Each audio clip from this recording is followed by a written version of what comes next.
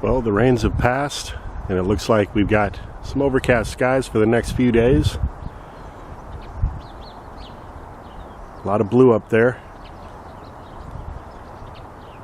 And it's safe to say spring has officially sprung here in the Plant Abundance Backyard Food Forest.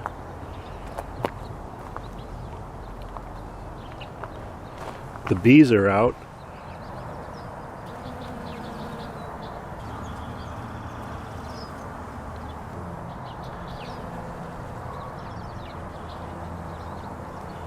Everywhere you look, you see the bees pollinating flowers.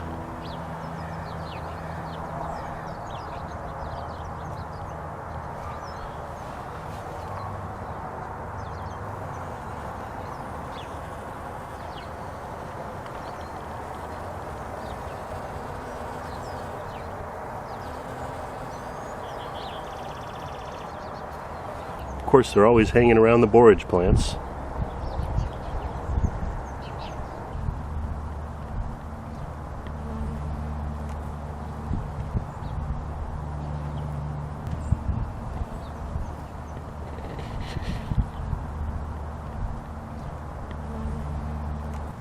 This ceanothus is in bloom.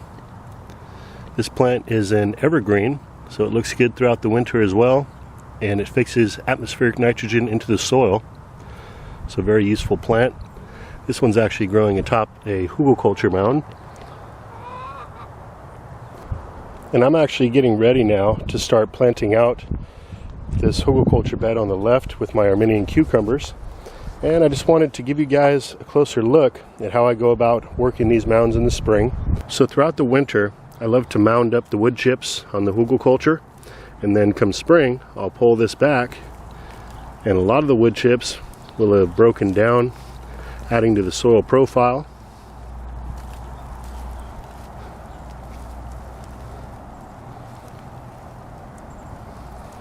You can see the hyphae strands, which is mycelium. Got some worms in there. And this is just a mix of all types of wood chips. There's some pine in here, some privet, some mulberry. I don't know if it's coming through on camera, but I'm now about 6-8 inches deep. Still haven't reached the top of the mound yet. Now we're getting there. And I'll just keep on pushing these wood chips back, and it's okay if some of it sloughs off into the pathway. There's some wood there breaking down.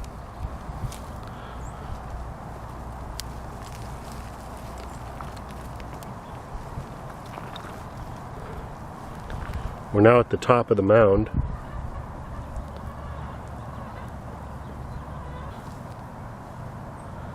And we have got some beautiful cakey soil to plant right into. And this has been my strategy for the last few years now, putting those wood chips atop and then scraping them back in the spring. And it does an excellent job keeping the mounds built up with new soil. Without doing this, these mounds will reduce. At first it was about 2 feet per year the first couple years. Now a little bit less, so I think just all the air gaps and everything that may initially be in there caused the major sinkage up front. But now, as everything decomposes, it probably loses, I don't know, maybe 8 inches to a foot per year. And by doing the skin layer of mulch on top, it really helps to keep it built up. So I'll be plugging in some plants all throughout this mound. I'm going to also be removing the purple tree collards, taking a bunch of cuttings, and I'll be leaving some of the actual stalks of the plant on the mound and using it strategically as a skeleton. You can see hiding in this mound amongst the greens, we got different plants. Here's some society garlic coming up. Back over here, there's an ashitaba.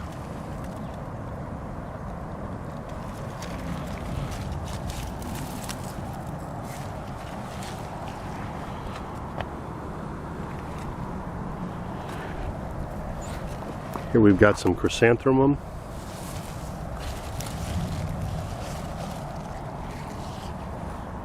Longevity spinach will be springing back up. And there's different patches of borage throughout the garden and on the Hugelkultur. Here we've got some oregano, and these little wooden skeletons are the longevity spinach, which are starting to re-emerge. I did actually harvest 3 pill bugs out of this potato pill bug bait tray. Let's check out the pill bug trap here. I see a few.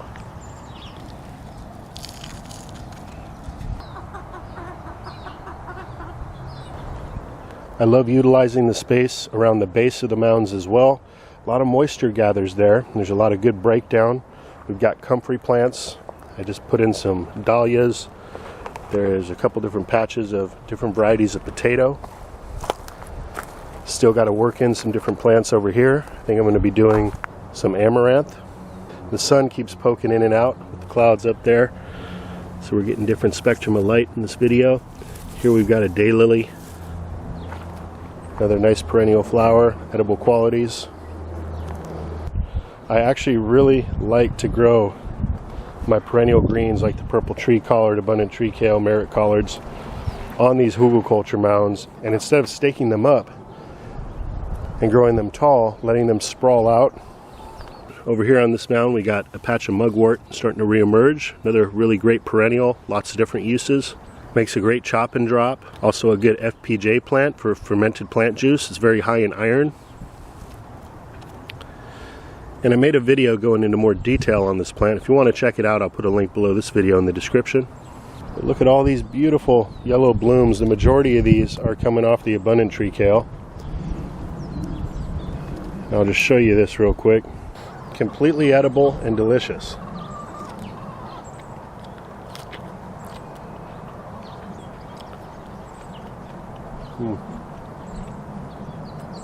It's got a nice and mild flavor. It's really sweet. I'm telling you, you can just eat it right off the plant.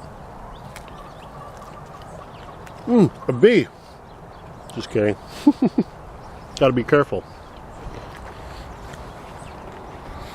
And here's another mound. Not looking all that impressive at the moment, but again, I'll be scraping this back. This mound's going to be dedicated to kabocha squash.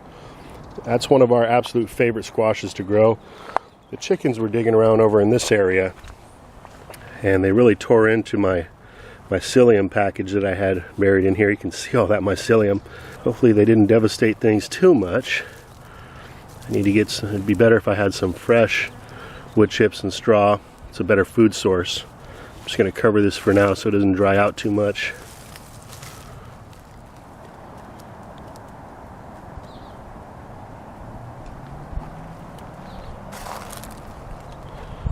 Don't get stung, happy girl. Sometimes she likes to chase the bees. Just be careful, okay? You just want to say hi to everybody, huh? You're a good girl. But yeah, I've been letting these birds out in the evening, and they follow me into the coop in the morning. Especially if I got a little bit of dried rice for them to eat. They love the rice. Good morning, ladies. Let's go on into the coop. Come on.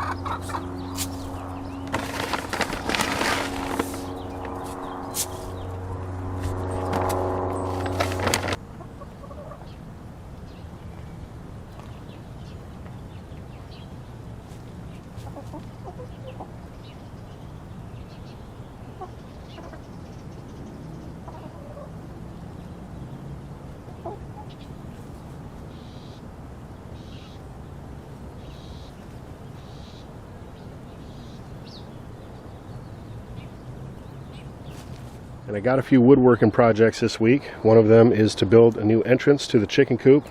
This was a extremely temporary setup. Just wanted to make sure this is the design I wanted to keep for the chicken coop.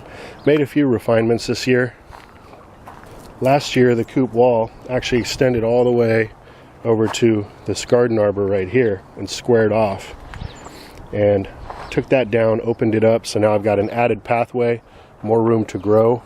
Right now I've got another goji going over there, got some garlic, onion, got some vining crops that'll be coming up along the fence line. Got the hop vines starting to come up here. I'll also be building an arbor for the cold hardy kiwis. I've got a design in mind, something that I came up with. I think it's going to work really good, so I'll bring you guys along for that journey when that comes up. I'm going to have to go get some materials for it. Saw another chicken hawk in the garden this morning. It was getting kind of close to the coop, but didn't even seem very interested in my chickens. My chickens weren't worried about it at all either. But it was swooping down. It looked like it was actually swooping on wild birds, so kind of interesting. It's actually perched right up here on the top of this arbor.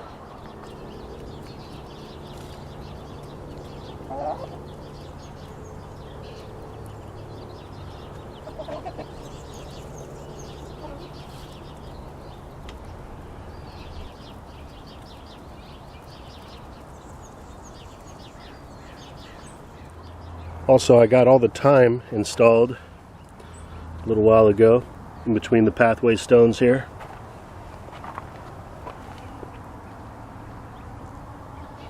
It's going to be nice when this all fills in.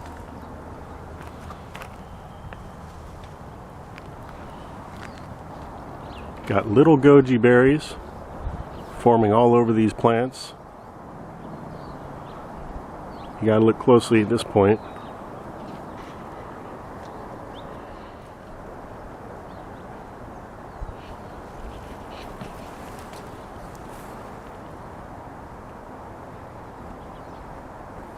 Well, it looks like we got our first basil casualty here. I'm not even sure where exactly the plant is. There it is. It's still alive. And this is chicken damage. They came out here thrashing around, knocked the cup off. So these cups will not defend against chickens, but I already knew that.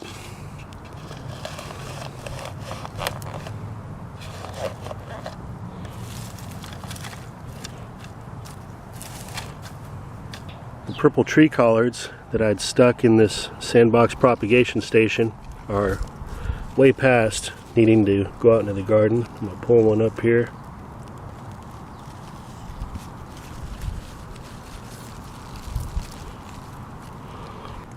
Give it a rinse, see what kind of roots we got.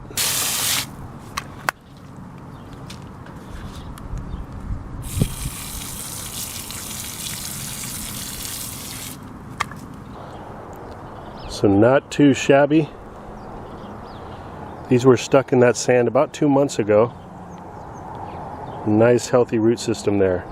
Let me lift this cage up.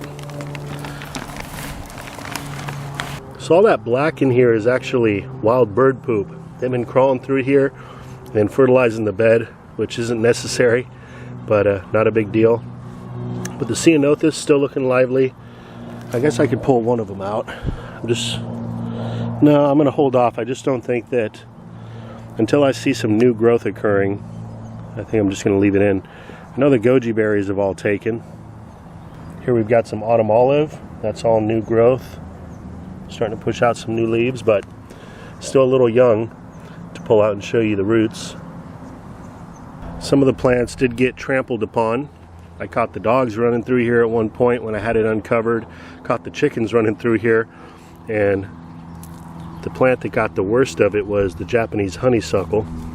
Some of the cuttings are just completely out of the sand. Others are just toppled on each other.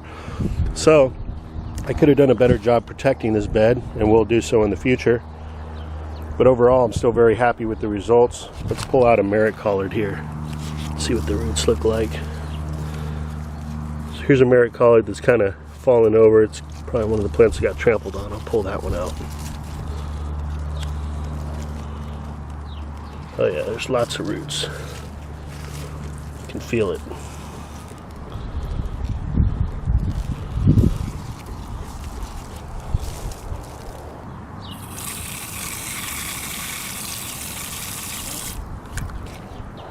And again, very nice results.